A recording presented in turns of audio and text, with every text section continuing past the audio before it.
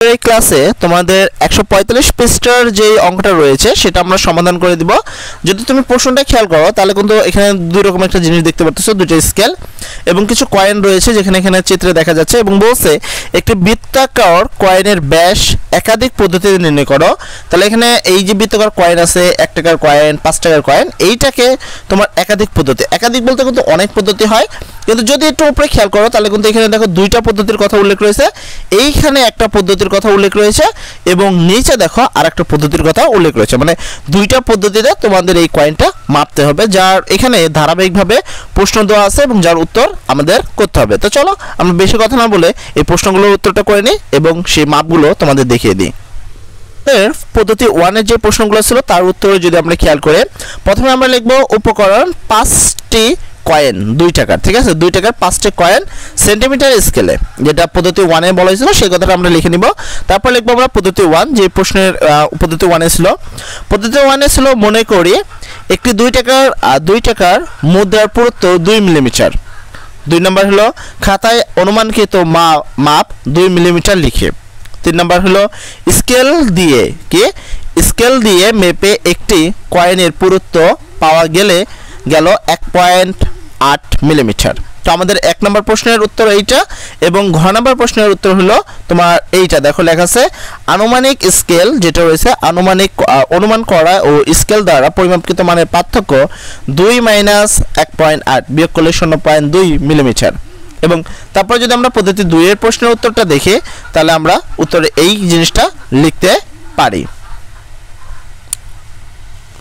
নম্বর প্রশ্নের শুরুতে আমরা ক নম্বরে যেটা উত্তর করব সেটা হলো 5টি মুদ্রা পাশাপাশি একটির উপর একটি সাজাই। প্রথমে আমরা ক নম্বরে এটা লিখব। খ নম্বরে আমরা এবার লিখব এবার সেন্টিমিটার স্কেল দ্বারা জোড়ো করা এক মুদ্রার দৈর্ঘ্য পরিমাপ করে পাই 9 মিলিমিটার। এটা হলো আমাদের পরিমাপকৃত 9, এটা হলো ক, হলো খ হলো।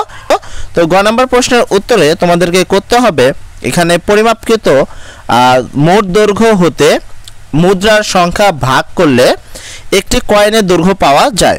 একটি কয়েনের দৈর্ঘ্য মোট দৈর্ঘ্য ডিভাইডেড কয়েনের দৈর্ঘ্য, অর্থাৎ হলো মোট দৈর্ঘ্য হলো 9, কয়েনের দৈর্ঘ্য হলো 5, ভাগ দিলে 1.8 মিলিমিটার, যা একটি কয়েনের পুরুত্বের সমান। তো এই ছিল তোমাদের ফার্স্ট প্রশ্নের উত্তর। দেন পাশাপাশি ছিল যে একাধিক পদ্ধতিতে তোমাদের সমাধান করতে হবে। তোমরা যদি এখানে খেয়াল করো দেখো একাধিক পদ্ধতিতে বৃত্তের ব্যাস পরিমাপ করতে হবে, যেটা পৃষ্ঠা তোমাদের 145 ছিল। তো আমরা সমাধানে লিখব প্রথম পদ্ধতিতে যেটা একটি বৃত্তাকার কয়েনের ব্যাস পরিমাপ, এটা আমরা দিয়ে হেডলাইন দিব নিচে। তারপর আমরা লিখব পদ্ধতি 1 ত্রিলার বা 3 স্কেল পদ্ধতি, ঠিক আছে। এখানে আমরা উপকরণ হিসাবে নিব 3টি স্কেল নিব, একটি কয়েন নিব, একটি সাদা কাগজ এবং একটি পেন্সিল নিব। তোমরা এটা লিখে নিবা। তারপরে তোমরা পদ্ধতির যে কাজগুলো রয়েছে সেই কাজ অনুসারে এখানে পদ্ধতির যে ধাপগুলো রয়েছে এইগুলো লিখে দিবা। তো পদ্ধতির ধাপে তুমি প্রথম ধাপে লিখবা কি একটি সমান কাগজের ওপর কয়েনটি রেখে এর দুপাশে দুটি স্কেল দ্বারা কয়েনটিকে স্পর্শ করাই। 2 নম্বরে যেটা লিখবা স্কেল দুটি কাগজের ওপর সোজাভাবে রাখতে হবে, নইলে সঠিক মাপ পাওয়া যাবে না।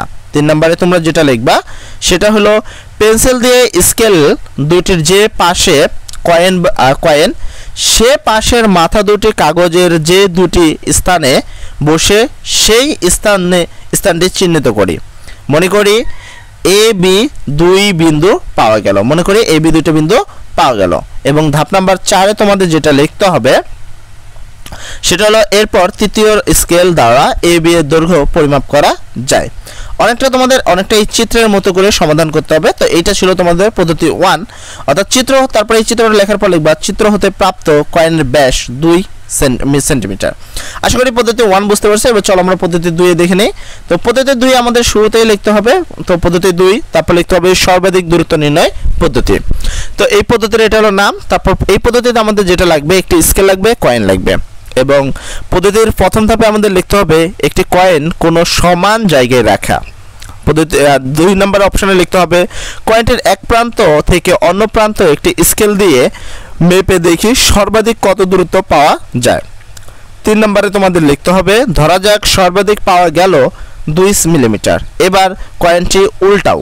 তো কয়েনটিকে আমরা উল্টে নিলাম এবং তারপরে আমরা এই ধাপগুলো আবারও লিখে দেব। তো কয়েনটিকে উল্টার পর আবার মেপে দেখে ওই একই দূরত্ব পাওয়া যায় কিনা। 4 নম্বর লিখব এই সর্বাধিক দূরত্ব 2 মিলিমিটারই হলো নির্ণয় করা কয়েনের ব্যাস। তো এই হলো তোমাদের দুইটা পদ্ধতিতে সমাধান ছিল, ঠিক আছে।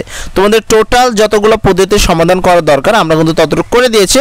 তো আশা করি এর চেয়ে বেশি তোমার এক লাইনও লিখতে হবে না। আর যদি প্রশ্নে কোনো সমস্যা হয় বা তোমার বুঝতে কোনো সমস্যা হয় তাহলে আমাদের নিশ্চয়ই কমেন্টে বলবা, অবশ্যই তোমাদের বুঝিয়ে দেওয়া হবে। এবং আমাদের প্লেলিস্টে এই অধ্যায় থেকে শুরু করে একবারে শেষ অধ্যায় পর্যন্ত কিন্তু করা রয়েছে, তোমরা চাইলে প্লেলিস্টে সেগুলো কাজ করতে পারো। সবাই ভালো থাকবা, আসসালামু আলাইকুম।